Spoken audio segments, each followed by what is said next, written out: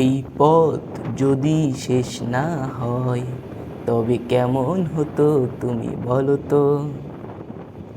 যদি পৃথিবীটা স্বপ্নের দেশ হয় তবে কেমন হতো তুমি বলো তো। না না, তুমিই বলো। হ্যালো এভরিওয়ান, আমরা চলতে চলতে চলে এসেছি প্রায় পিরিজপুরের কাছাকাছি। আমরা এবার ঘুরতে যাচ্ছি পিরিজপুরে। শীতকাল, আর দুই বন্ধু মিলে পিরিজপুরের উদ্দেশ্যে রওনা দিয়েছি বিকাল 4টার দিকে। এখন প্রায় 5টার কাছাকাছি। পিরিজপুরের কাছাকাছি আমরা চলেও এসেছি। তবে চলুন, পিরিজপুর যেতে যেতে পিরিজপুরের কথাই শোনা যাক। পিরিজপুরটি মূলত বরিশাল বিভাগের ভিতরে পড়েছে। এটি একটি জেলা শহর। এই শহরের প্রতিষ্ঠা হয়েছিল 1865 সালে। 1885 সালে এটি পৌর শহর হিসেবে এবং 1984 সালে এটি জেলা শহর হিসেবে পরিচিতি লাভ করে। এই শহরের মোট আয়তন 29.49 বর্গ কিলোমিটার অথবা 11.39 বর্গ মাইল। তবে এই পিরিজপুরেও কিন্তু রয়েছে অনেক মহৎ উল্লেখযোগ্য ব্যক্তিবর্গ, যেমন নেসারউদ্দিন আহমেদ, আবু জাফর মোহাম্মদ সালেহ, কবি আহসান হাবিব, খালিদ হাসান মিলু,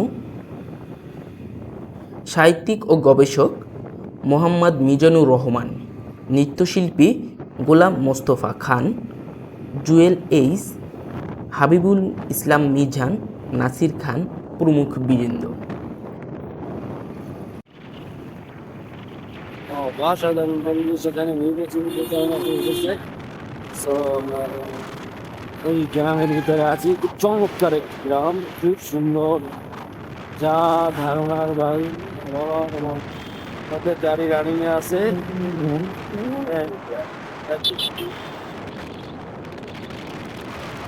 চলুন জেনে আসি এই পিরিজপুরের নামকরণটা কীভাবে হলো।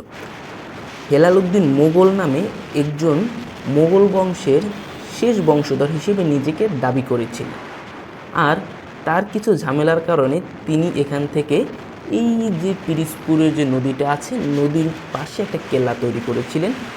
সেখানে আওরঙ্গজেবের সেনাপতি তাকে খুঁজতে আসে এবং তিনি পালিয়ে যান। পালিয়ে অন্য একটা জায়গায় গিয়ে অবস্থান করেন। সেখানে অন্য এক রাজার হাতে বিভিন্ন চক্রান্তের কারণে সেখানে তিনি মারা যান। এরপরে তার স্ত্রী এবং পুত্র কোনোভাবে সেখান থেকে পালিয়ে আসে এবং আস্তে আস্তে সে আবার পশ্চিমে চলে আসে। আর তার এই ছেলেই নাম ছিল ফিরোজ শাহ, আর তার ছেলের নাম অনুসারেই এই ফিরোজপুর নামে পরিচিতি লাভ করে।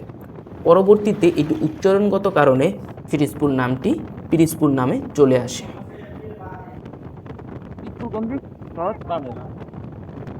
বামে বামে যাও। This is wow wow, this পরিবেশ বলার বাইরে। সবুজ শ্যামল এবং সুন্দর একটি জেলা। এখানে অনেকেই ঘুরতে আসতে পারেন। বেশ কিছু নদী রয়েছে এবং এছাড়াও এখানে ঘোরার জন্য কিছু বিশেষ বিশেষ স্থান রয়েছে। আপনাদের চাইলে আপনারা ঘুরে যেতে পারেন পিরিজপুর শহরে। সো গাইস, আমরা এখন পিরিজপুর শহরে এসে পড়েছি। এই যে পিরিজপুর শহর, খুব সুন্দর একটা শহর। খারাপ লাগতেছে না।